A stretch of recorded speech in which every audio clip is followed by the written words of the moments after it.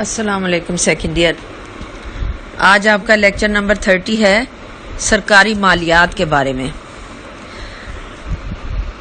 موجودہ دور میں ہر حکومت کو بہت سارے فرائض سر انجام دینا پڑتے ہیں. مثال کے طور پہ وہ ملک کو غیر ملکی حملہ آوروں سے بچاتی ہے. اس کے لیے فوج کا ایک ادارہ بنایا جاتا ہے.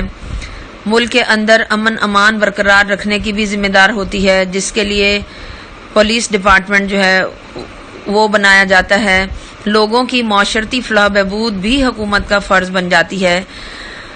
معاشرتی فلاح و بہبود کا مطلب حکومت صحت کے لیے ہاسپٹلز بنائے گی، عوام کے بچوں کی ایجوکیشن کے لیے تعلیمی ادارے بنائے جائیں گے، اور ٹرانسپورٹ کی سہولتیں دینے کے لیے سڑکوں کا جال بچھایا جائے گا، اور مختلف رہائشی کالونیاں جو بنائے گی اس میں پارک وغیرہ بناتی ہے حکومت تاکہ لوگوں کو سیر و تفریح کی سہولت مہیا کی جا سکے. ملک کی معاشی ترقی کی غرض حکومت ذمہ دار ہوتی ہے. وہ ملک میں ہوائی اڈے بھی تعمیر کرتی ہے، سڑکوں کا جال بھی بچھاتی ہے، بندرگاہیں تعمیر کرے گی، لوگوں کے معیار زندگی کو بلند کرنے کی کوشش کرتی ہے. اور اس کے ساتھ ساتھ سب سے اہم مقصد یہ ہوتا ہے کہ ملک کی حقیقی قومی آمدنی میں اضافہ ہو اور ملک میں روزگار کی صورتحال کو بہتر کیا جا سکے، اور جس میں ہر ملک کی حکومت کی کوشش ہوتی ہے کہ کامل روزگار حاصل کیا جائے.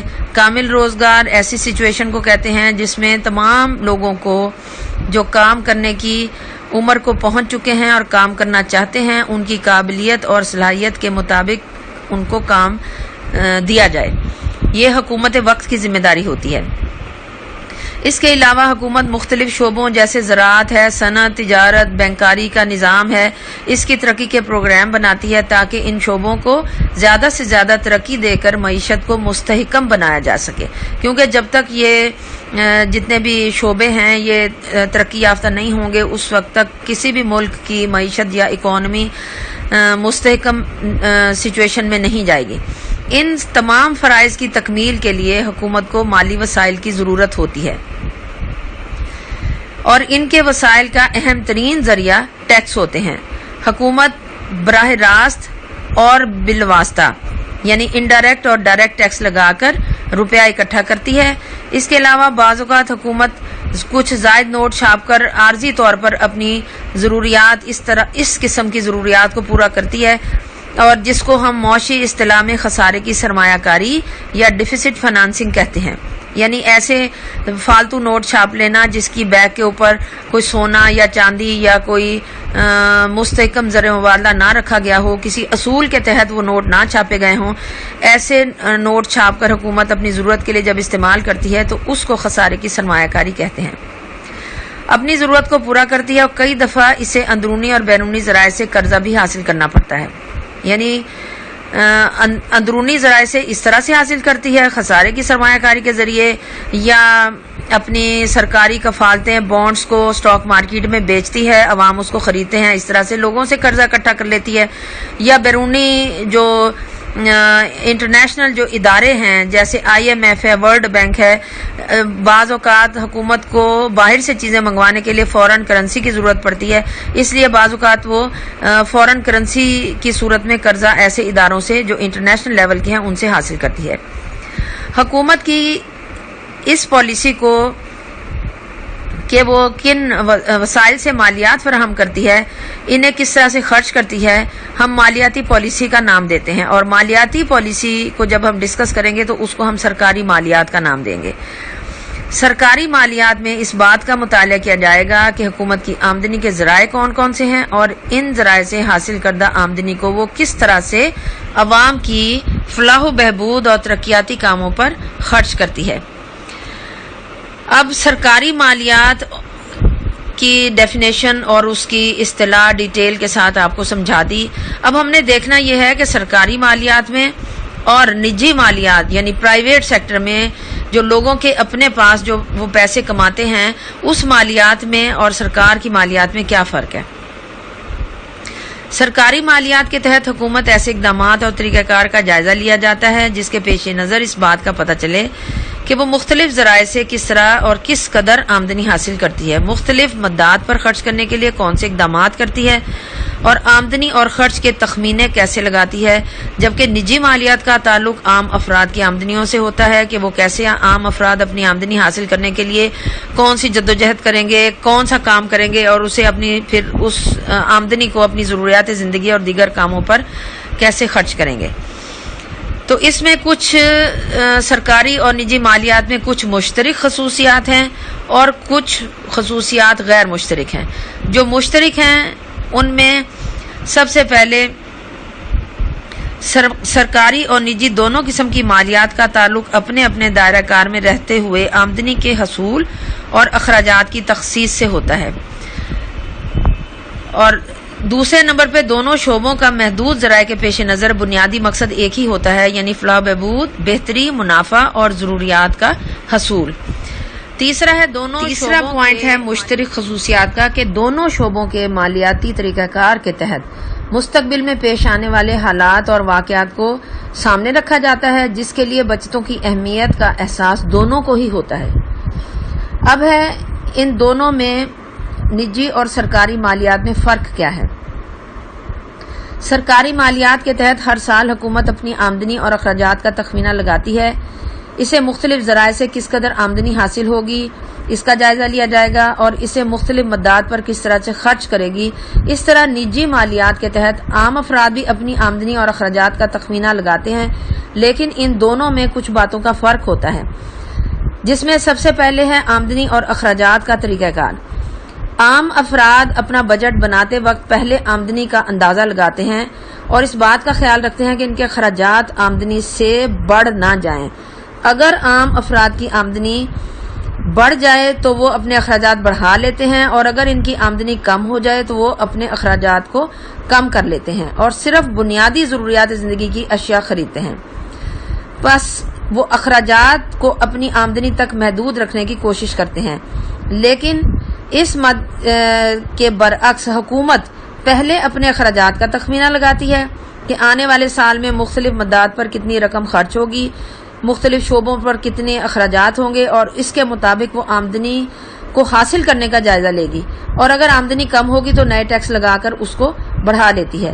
مطلب یہ ہوا کہ عام لوگوں نے پہلے آمدنی کمانی ہے، اس کے بعد وہ اپنا بجٹ بناتے ہیں اپنی آمدنی کو خرچ کرنے کے لیے اپنی آمدنی کی حدود کے اندر رہتے ہوئے، لیکن حکومت کا کام الٹا ہے۔ حکومت پہلے اخراجات کا تخمینہ لگاتی ہے، اس کے بعد حکومت اس اخراجات کے مطابق آمدنی حاصل کرنے کے لیے مختلف طریقہ کار اختیار کرے گی، ٹیکس لگائے گی یا مختلف اس پہ فیسوں میں اضافہ کر دیتی ہے جو سرکاری فیسیں ہوتی ہیں، یا قرضہ لے گی، تو اس کے بعد وہ اپنے مالیات کو اکٹھا کرنے کا بندوبست کرے گی۔ دوسرا ہے مدت۔ حکومت اپنی آمدنی اور اخراجات کے تخمینوں سے متعلق بجٹ تیار کرتی ہے، جیسے کہ آپ بھی دیکھتے ہیں ہر سال پاکستان کا بجٹ تیار ہوتا ہے، اس کو جون میں اناؤنس بھی کیا جاتا ہے، اور یہ ایک سال کا بجٹ بنتا ہے، اس کی مدت 1 سال ہوتی ہے۔ تو جبکہ عام افراد کی آمدنی اور اخراجات کے لیے کسی مخصوص وقت کا تعین نہیں کیا جا سکتا۔ ان میں سے بعض لوگوں کو یومیہ اجرت ملتی ہے، تو بعض ممالک میں ہفتے کے بعد اجرتیں ادا کی جاتی ہیں، یورپ کے جتنے ممالک ہیں ان میں 1 ہفتے کے بعد اجرت ملتی ہے، جبکہ عام طور پہ تنخواہ کی ادائیگی 1 ماہ کے بعد ہوتی ہے۔ کاروباری لوگ اپنی آمدنی اور اخراجات کا حساب کتاب 1 سال کے بعد کرتے ہیں، جبکہ کاشتکاروں کو اس وقت آمدنی حاصل ہوتی ہے جب ان کی فصل پک کر تیار ہو جائے، لہٰذا سرکاری مالیات کی طرح نجی مالیات کے عرصہ وقت کا تعین نہیں کیا جا سکتا۔ تیسرا ہے اندرونی اور بیرونی قرضے۔ حکومت اپنی ضروریات کو پورا کرنے کے لیے اندرونی اور بیرونی ذرائع سے قرضہ حاصل کر سکتی ہے۔ بیرونی قرضے غیر ممالک غیر ملکی ایجنسیوں سے حاصل کیے جا سکتے ہیں، جبکہ عام افراد صرف اندرونی ذرائع سے ہی قرضے حاصل کر سکتے ہیں، اور وہ بھی محدود مقدار میں اپنے دوستوں سے، عزیزوں سے، رشتہ داروں وغیرہ سے یا کسی بینکوں سے وہ قرضہ حاصل کر سکتے ہیں۔ چوتھا ہے خسارے کی سرمایہ کاری، جو ابھی اوپر بھی ڈسکس کر کے آئے ہیں ہم، کہ حکومت کے پاس اپنی آمدنی بڑھانے کا ایک اور ذریعہ ہوتا ہے جسے ہم خسارے کی سرمایہ کاری کہتے ہیں۔ حکومت اپنے اخراجات پورے کرنے کے لیے بغیر گارنٹی کے زائد نوٹ چھاپ لیتی ہے اور اس طرح اپنی آمدنی میں اضافہ کر لیتی ہے۔ حکومت کے ایسے اقدامات سے افراط زر پیدا ہو جاتا ہے کیونکہ ملک میں زر کی مقدار میں اضافہ ہو جاتا ہے جس سے قیمتیں بڑھ جاتی ہیں، زر کی قدر کم ہو جاتی ہے، لیکن عام افراد اپنی آمدنی بڑھانے کے لیے نوٹ نہیں چھاپ سکتے، جبکہ ایسا کرنے پر ان کو سزا ملتی ہے، یعنی اگر کوئی ایسی حرکت کرے گا تو وہ قانونی طور پر مجرم کہلاتا ہے اور اس کو پھر سزا دی جاتی ہے۔ پانچواں ہے مستقبل کے ترقیاتی منصوبے۔ حکومت اپنا بجٹ بناتے وقت ملک کی مستقبل کی ضروریات سے متعلق ترقیاتی کاموں کو پیش نظر رکھتی ہے، مثلا براج بنانا، نہریں کھودنا، پن بجلی کے منصوبے یعنی جو پانی سے بجلی پیدا کی جاتی ہے، ذرائع مواصلات و خبر رسانی کی ترقی وغیرہ۔ ایسے منصوبوں پر خرچ کرنے کا مقصد یہ ہوتا ہے کہ عوام کا معیار زندگی بلند ہو سکے، لیکن اس کے برعکس عام افراد زیادہ تر اپنی موجودہ ضروریات کو پورا کرنے پہ ہی گزارا کرتے ہیں۔ اگر وہ کچھ رقوم پس انداز بھی کرتے ہیں تو اس کو وہ اپنے کسی بینک میں چھوٹے چھوٹے کھاتے کھلوا کے رکھ دیتے ہیں، تاہم بڑے پیمانے پر آئندہ ضروریات کو مد نظر نہیں رکھتے۔ چھٹا ہے غیر معمولی تبدیلیاں۔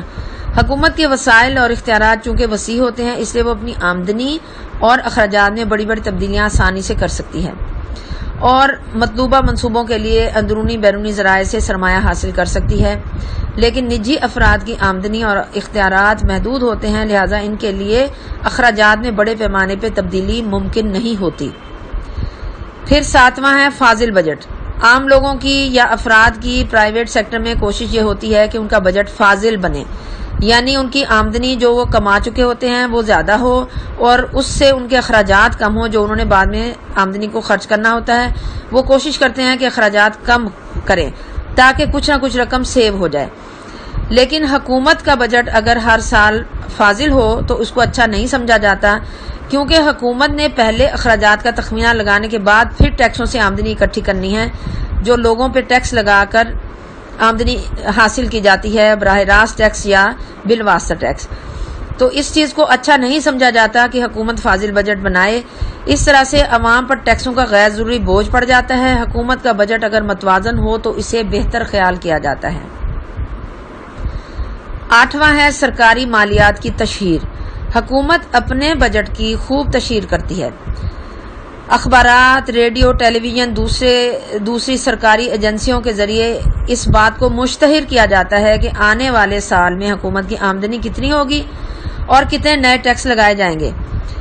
اور نیشنل اسمبلی کے اندر جس وقت بجٹ کا اجلاس ہو رہا ہوتا ہے تو وزیر خزانہ بجٹ کی تقریر جس وقت کر رہے ہوتے ہیں تو اس میں وہ سارا ڈیٹا دے رہے ہوتے ہیں کہ انہوں نے آئندہ کس کس شعبے میں کتنا پیسہ خرچ کرنے کا پروگرام بنایا ہے اور کس مدات پر کس طرح سے وہ رقوم خرچ کی جائیں گی۔ اس کے برعکس عام افراد اپنے بجٹ کو صیغہ راز میں رکھتے ہیں، وہ کسی پر بھی یہ ظاہر نہیں ہونے دیتے کہ ان کی آمدنی کتنی ہے اور اس میں سے کتنا خرچ کریں گے اور کس قدر بچتے ہوں گی۔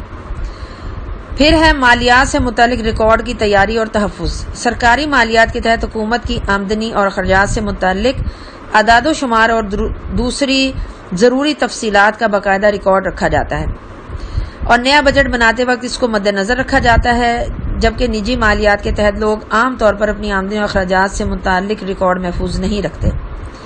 پھر ہے 10واں پوائنٹ غیر ملکی تحائف اور امداد۔ ناگہانی حالات مثلا سیلاب، زلزلے وغیرہ کی صورت میں حکومت کو غیر ممالک سے خصوصی امداد اور تحائف بھی وصول ہوتے ہیں جس سے اس کی آمدنی میں اضافہ ہو جاتا ہے، لیکن عام افراد کو بین الاقوامی سطح پر اس قدر رقوم امداد یا تحائف کی صورت میں نہیں مل سکتے۔